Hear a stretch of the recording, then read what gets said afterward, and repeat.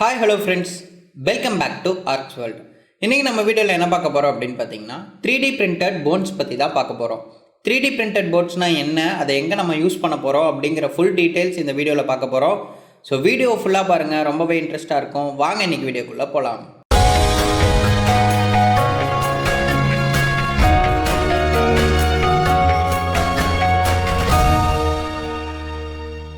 சிகாகோவில் இருக்கக்கூடிய north western university 3D printed bones அப்படின்ற ஒரு கான்செப்டை கண்டுபிடிச்சிருக்காங்க.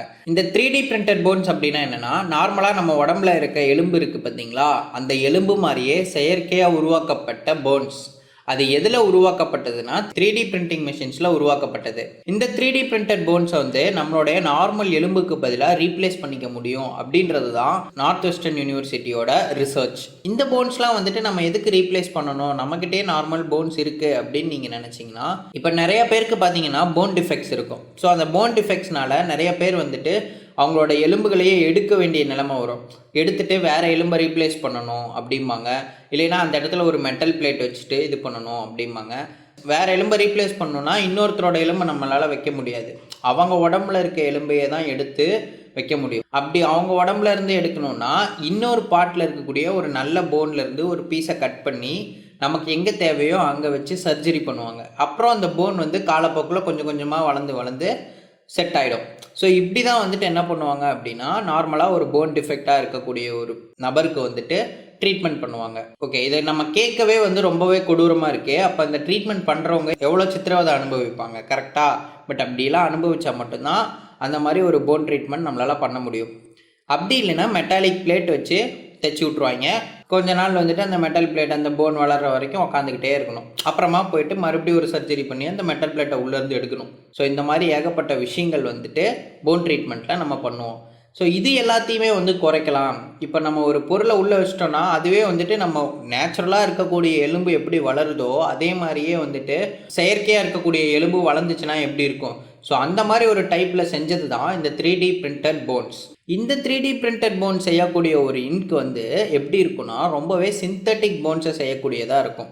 அது மட்டும் இல்லாமல் ரொம்பவே ஹைப்பர் எலாஸ்டிக்காக இருக்கும். ஹைப்பர் எலாஸ்டிக் அப்படின்னா என்னென்னா, அதிக எலாஸ்டிக் தன்மையுடையது அப்படின்னு நம்ம வச்சுக்கலாம். ஸோ அந்த மாதிரி ஒரு விஷயங்கள் இந்த 3D பிரிண்டபிள் இங்க்கில் இருக்கும். இந்த 3D பிரிண்டபிள் இங்கை வச்சு நம்மளால் என்ன பண்ண முடியும் அப்படின்னா, போன் ரீஜெனரேஷன், அதாவது இப்போ நம்ம வந்துட்டு அந்த 3D பிரிண்டபிள் இங்கால் செய்யக்கூடிய அந்த போனை நம்ம வந்துட்டு உடம்புக்குள்ளே வச்சிட்டோம். அது நம்மளோட உடம்புக்கு ஏற்ற மாதிரி சைஸில் பெருசாகவோ சின்னதாகவோ மாறி நம்மளுடைய நேச்சுரல் போன் இருக்குது பார்த்தீங்களா, எலும்பு, அது எப்படி வந்து உடஞ்சிருச்சுன்னா கொஞ்சம் கொஞ்சமாக அதுவே சரியாகுதோ அதே மாதிரி இந்த 3D பிரிண்டட் போனும் சரியாகும் அப்படின்னு சொல்கிறாங்க. இந்த 3D பிரிண்டபிள் இங்க்கில் ஹைட்ராக்சி அப்படைட் அப்படின்ற ஒரு பயோமெட்டீரியல் வச்சு தான் இந்த ஒரு 3D பிரிண்டட் போனை செய்கிறாங்க. இந்த ஹைட்ராக்சி அப்படைட் அப்படின்றது என்னென்னா ஒரு பயோடிகிரேடபிள் பொருள். பயோடிகிரேடபிள் அப்படின்னா எளிதில் மக்கக்கூடிய ஒரு பொருள், ஓகேவா?